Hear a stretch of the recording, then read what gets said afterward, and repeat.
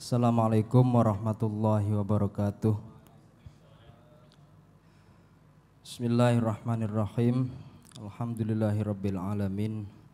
Wabihi nasta'in ala umurid dunya waddin. Salatu wassalamu ala asyrafil anbiya'i wal mursalin wa ala alihi wa sahbihi ajmain, amma ba'd.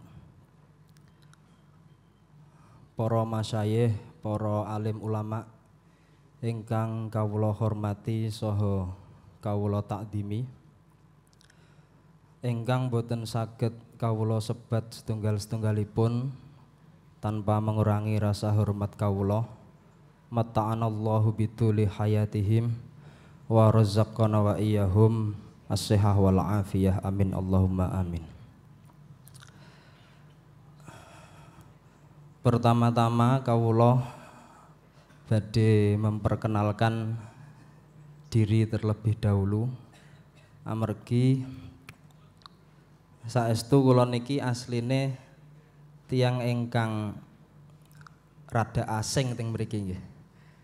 Karena setunggal kula niki mboten alumni Madrasah Qudsiyah, mboten nate sekolah wonten Madrasah Qudsiyah. Kula riyen madrasah diniyah Keradenan nggih. Ingkang sakmangke kabar-kabaripun santrinipun tesih 6. Niku mboten setunggal kelas tapi setunggal sekolah. Ingkang kedua, kula niku nggih mboten bagian dari keluarga besar Mbah Raden Asnawi. Karena niku kula nggih niki pangapunten saestu niki kula gadhahi suudzon niki nek niki akal-akalanipun Pak Hasan Mafik niki.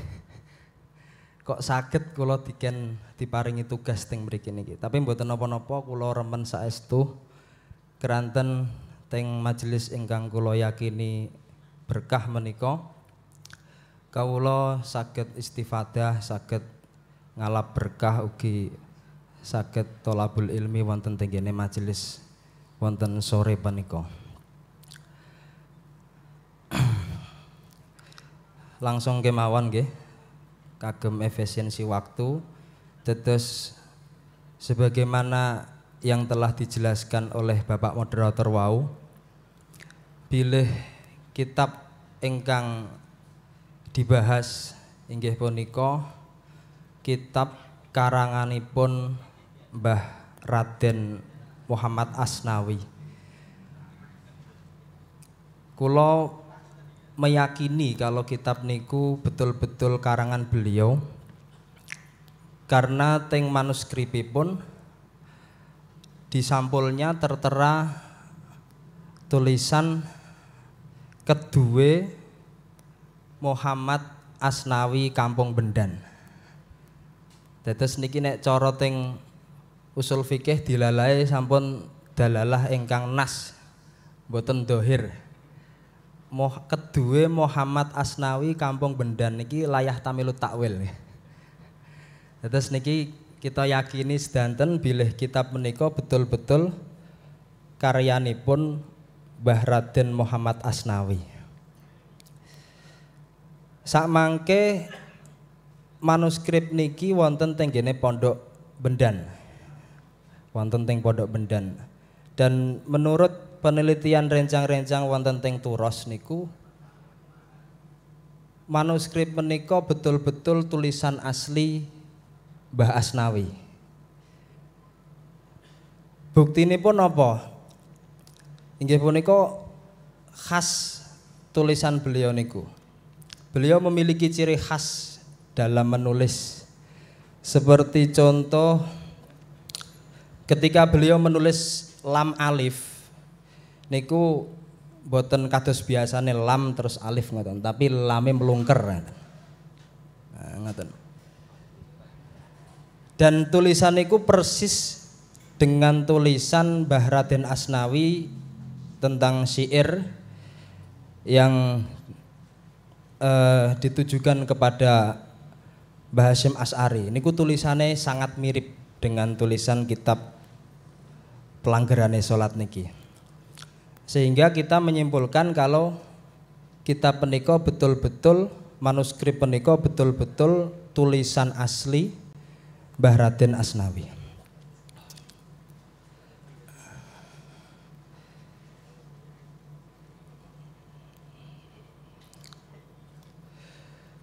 Pertama kali manuskrip menika muncul, pertama kali manuskrip menika muncul niku kula ditugasi kalih rencang-rencang wonten teng Turos kagem menulis ulang atau mengetik kitab yang berjudul Pelanggarane Salat ini. Awalnya sebelum kula maos isi kitabe niku nek ndelok judule kalih tipise ngeten iki niku awalnya nggih kula mikir wah kitab ini mungkin bisa jadi bacaan bagi anak-anak yang jenjangnya sebelum membaca fasolatan, karena memang hanya menjelaskan tentang pelanggaran-pelanggarannya sholat itu sebelum membaca napa isinya. Tapi setelah isinya dibaca ternyata niki isine lumayan berat, Pak. Isine lumayan berat yang mriki niku. Saya mengatakan isinya berat niku karena di dalam kitab Fathul Qorib saja niku tidak menjelaskan sebagaimana penjelasan dalam kitab niki. Safinatun Najah bahkan Kasyifatus saja tidak menjelaskan apa yang beliau jelaskan dalam kitab niki. Akhirnya wah ini kitab berarti untuk orang-orang yang pengen mendalami tentang sholat itu faedah-faedahnya bagaimana. Bukan untuk anak-anak ini berarti. Atau mungkin buat santri-santri yang sudah mukim di rumah, yang malas kalau mau membaca hasiah-hasiah yang besar-besar, akhirnya kitab ini solusinya. Nah, keterangan yang ada di dalam kitab ini niku kita bisa menjumpai di kitab-kitab hasiah yang lumayan besar, seperti di kitab Hasyiah Al-Baijuri, di kitab Hasyiah Al-Bujairomi, atau di kitab Tausyeh karya Mbah Nawawi Banten, atau sebagian kecil ada yang diambil dari Fatwa Fiqhiyah Kubro Ibnu Hajar Al-Haytami. Jadi kitab ini memang betul-betul kitab ingkang lumayan berat, meskipun kecil, meskipun tipis, tapi kandungannya niku lumayan berat ya. Dan kula ditugasi kalih tim Turos wau niku mboten cuma mengetik ulang tapi juga mentahkiknya. Dan metode tahkik ingkang kawula agem tenggene pentahkikan kitab niki niku nggih metode tahkik ingkang sederhana mawon, ingkang dasar. Nggih menika wonten 3. Setunggal niku kula madosake takbir, madosake ibarat-ibarat ingkang senada dengan keterangan yang diterangkan oleh Mbak Asnawi dalam kitab ini. Dan beliau 80% mengambil dari Hasyiah Al-Baijuri. Sebagaimana yang tadi saya sampaikan, sebagian lagi ada yang dari kitab Tausyeh, ada lagi yang dari kitab Bujairomi, ada juga yang dari kitab Fatwa Fiqhiyah Kubro. Namun sebenarnya pentahkikan ini masih sangat mentah nggih. Karena niki baru sekali tulis dan masih banyak yang perlu dikoreksi lagi. Kemarin baru dikoreksi sedikit dan ditambah judul serta daftar isi oleh rekan kami Gus Anam niki. Sehingga harapan kami pentahkikan ini nggih bisa cepat selesai nggih setelah niki. Kemudian yang ketiga dari metode tahqiq tersebut adalah yang kedua nggih. Yang kedua dari metode tahqiq tersebut adalah ketika ada semacam sabkul kolam, ketika ada salah tulis, maka di bawahnya kami berikan taklek la'allahu, mungkin yang dikehendaki beliau adalah seperti ini. Dan yang ketiga, yang terakhir, ketika beliau membahas tentang dalilnya sholat, maka beliau mencantumkan Al-Quran, ayat Quran ataupun hadis. Kami mencantumkan dari ayat apa, dari ayat berapa, dari surat apa. Kemudian hadis itu diambil dari kitab hadis apa. Jadi beliau di dalam kitab ini itu sedikit membahas tentang istimbatul ahkam. Makanya tadi saya mengatakan berat niku. Ketika beliau menjelaskan tentang kewajiban sholat, beliau mencantumkan ayat aqimus sholat. Kemudian diuraikan bahwasanya mutlaqul amri niku yadullu alal wujub. Jadi amar yang mutlak niku dalalahnya adalah wajib, sehingga aqimus sholat artinya adalah kewajiban apa?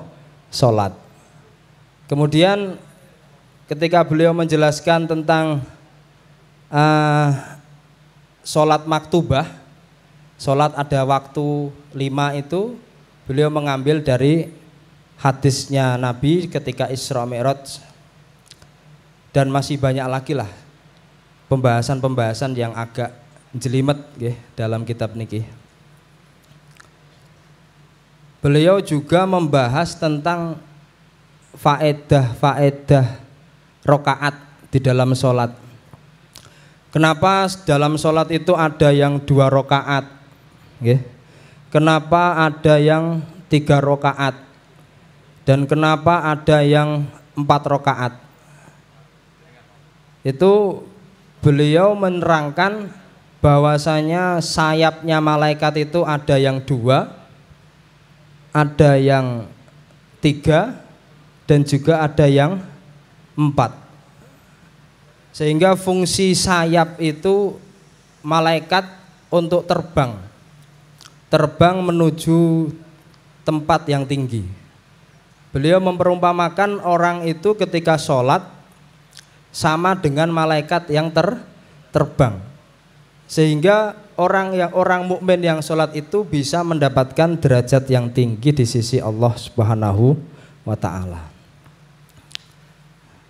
Terus beliau juga menjelaskan tentang faedah waktu sholat. Kenapa sholat itu ada di waktu subuh? Kenapa sholat itu ada di waktu duhur? Kenapa enggak jam 9 saja? Kenapa enggak jam 2? Ini dijelaskan oleh beliau faedahnya. Beliau menjelaskan bahwasanya dengan kita melakukan sholat di waktu-waktu yang sudah ditentukan oleh Allah itu, akhirnya kita bisa mengingat kejadian diri kita mulai dari lahir sampai meninggal. Jadi tulu'ul fajri, masuknya waktu subuh, itu diperumpamakan ketika kita lahir di dunia. Terus waktu duhur ketika matahari berada di tengah-tengah langit, kemudian zawal sedikit, itu diperumpamakan ketika kita sudah dewasa. Lalu waktu asar ketika zawalnya sudah zilnya atau bayangannya sama dengan barang tersebut, maka itu diperumpamakan ketika kita beranjak di masa tua. Lalu tenggelamnya matahari itu juga diperumpamakan ketika kita meninggal dunia. Kemudian yang terakhir waktu sholat isya ketika langit sudah gelap, itu diperumpamakan ketika kita sudah berada di dalam kubur.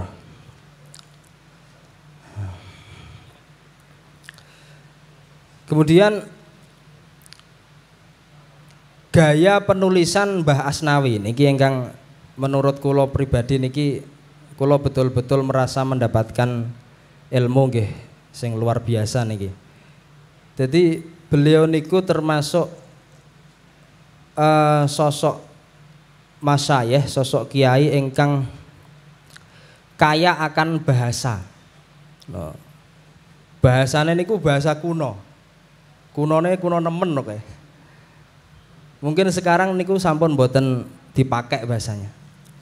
Beliau kadang menggunakan bahasa ketika bahasa semisal, beliau menggunakan bahasa lirkadio. Kadang beliau juga menggunakan bahasa lirkoyo. Terus wonten malih menggunakan bahasa lirmongko. Ini kan bahasa yang sudah tidak bisa kita gunakan sehari-hari niki. Terus kadang beliau juga ada bahasa wondene. Kadang menggunakan onodene. Niku nek cara sakniki napa bahasane? Anak napa? Adapun tah napa niku? Wonten onodene, wonten wondene. Terus metode penulisan beliau juga tidak terfokus pada satu kaidah penulisan pegon. Jadi macam-macam. Kadang beliau itu menulis ono dengan tulisan una, hamzah, wawu, nun, alif. Kadang beliau juga menulisnya ana. Ini yang lumrah ini. Hamzah, nun, alif. Ini bagi saya pribadi ya, duka nek mangke lintune. Mbah Asnawi menika secara tersirat mengajari kita agar tidak terlalu kaku dalam penulisan kaidah pegon. Sing penting iso diwaca. Niki makane teman-teman sing kebetulan mengampu pelajaran pegon iki nggih. Ampun angel-angel. Ampun fanatik tenggene satu kaidah. Keranten Mbah Asnawi sendiri niku kaedahe beto kaedah sing macem-macem, kuatah model tulisannya. Benten-benten. Dan niki ingkang mungguh kula pribadi niki merupakan satu ilmu ingkang luar biasa. Maka dari itu kula berterima kasih sekali terhadap tim Turos ingkang napa memaringi tugas kula niki kagem nulis, kagem mengetik ulang karya beliau niki. Harapane kula muga-muga karya beliau niki saged lebih dimanfaatkan malih kalih tiyang kathah. Muga-muga segera mendapatkan izin nggih untuk dicetak. Karena mungkin niku lebih mudah untuk dinapa? Nggih. Mungkin itu lebih mudah untuk dimanfaatkan orang banyak. Keranten tiang ingkang taklif, ingkang ngarang kitab niku tujuan utamanya nggih pastine kitabe dimanfaatkan kalih tiang kathah nggih sepados dados amal jariyah dhateng mualifipun. Semanten ingkang saged kawula aturaken, mbok bilih wonten kesalahan kawula nyuwun ngapunten ingkang kathah. Wabillahi taufiq wal hidayah. Assalamualaikum warahmatullahi wabarakatuh.